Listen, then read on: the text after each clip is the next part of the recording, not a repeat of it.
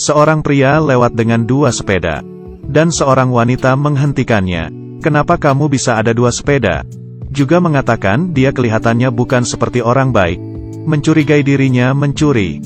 Pria itu tidak bisa berkata-kata. Dengan sabar ia menjelaskan. Barusan tadi ada orang yang mencuri sepedanya anak kecil. Jadi dia yang merebutnya dan ingin mengembalikan ke anak kecil tersebut. Tapi wanita ini tidak percaya sama sekali. Malah mengatakan pria inilah pencurinya. Pria ini tidak ingin menjelaskan lagi.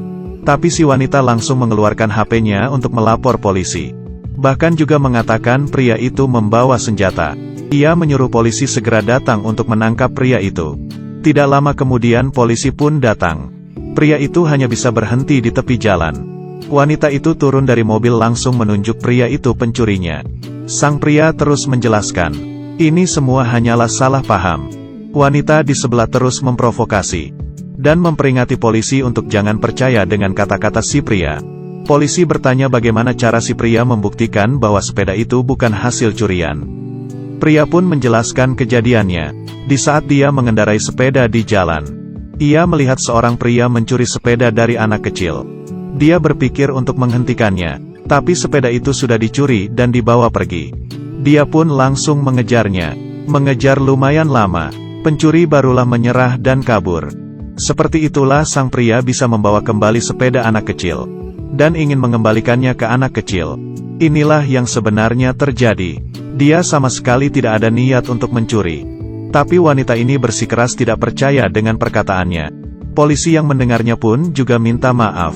Karena cerita dari pria itu tidak bisa membuktikan bahwa ia tidak mencuri. Dia ingin menangkapnya.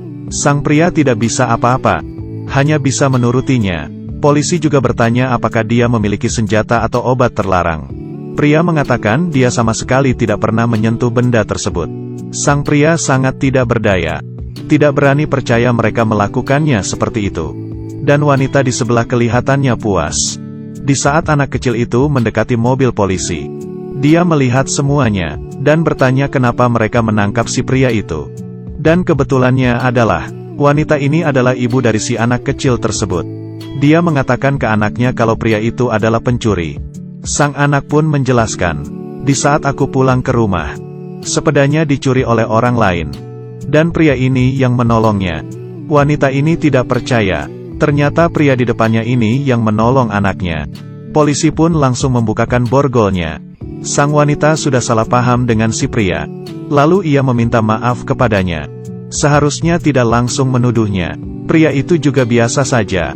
Karena hal seperti ini sudah sering terjadi kepadanya. Apakah ini karena warna kulitnya? Berbuat baik itu sangat mudah.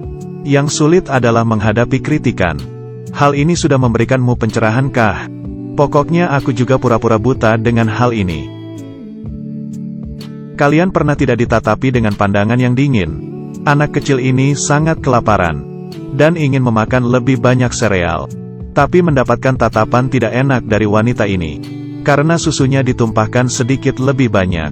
Wanita ini langsung tidak senang. Langsung marah, "Kamu gak pernah minum susu ya?" Anak kecil ini pun langsung minta maaf.